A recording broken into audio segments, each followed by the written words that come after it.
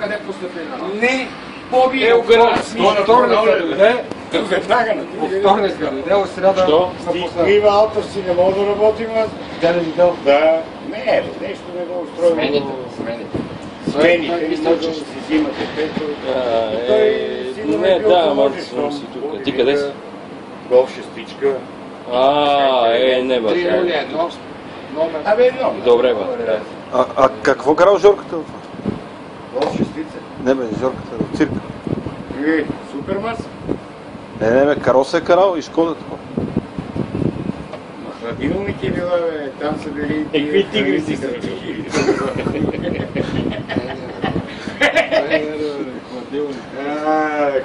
Той не е карал, бе, той е карал на манежа.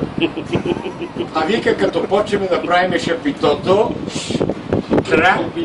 шапитото и правиме кирис, отиваме, късаме билети, пуснем вечерно време. Си бил още... Караваните сам са спали на платът с всичките.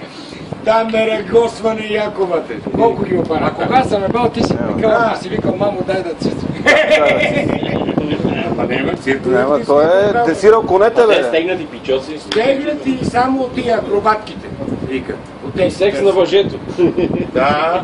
А нема той е изпълнил първия номер и най-опасен номер. Скачал от от купола на цирка, скачал върху нос на кърпича. Вътре досие имам, бе. У Балкан Аз турист имам 15 първата шилка е карал той бебата. Ти не знаеш ли кой е шел? Пегас, да, е бил казармата ни руски такива... И аз.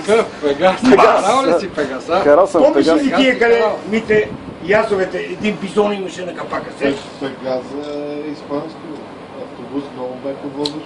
Ами тия шелките страшно возени. Шелката е моята дадоха на армията.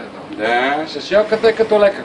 Така е. Абе ти мани ги тия работи. Кога е влезнал стоя и е стрелял с пистолета? Я да ти разправя, брат. Ти сега, то с шеф на охраната, с двата болта са. Какъв е той? 76-та година не си бил роден още. Идва, оглежда го и не е отворил задно. Говорил с председател да вземе го за жандармерията. Тук значи тураме каски, шлемове, това му тръпа. Ще го вземем от жандармерията, как е мотора? Викам, добре, аз съм говорил, вика с господин Георгиев. Да. Ще го турате ни само... Вика, че му затъмниме джамовете. Ще го изкърпим и ние ме вика работилници. Къде има тази работилница? Нищо му няма да работи. Мотора, вика, му е перфектен сега. Какво да му кажеш? Сменихме ролки, ремърци.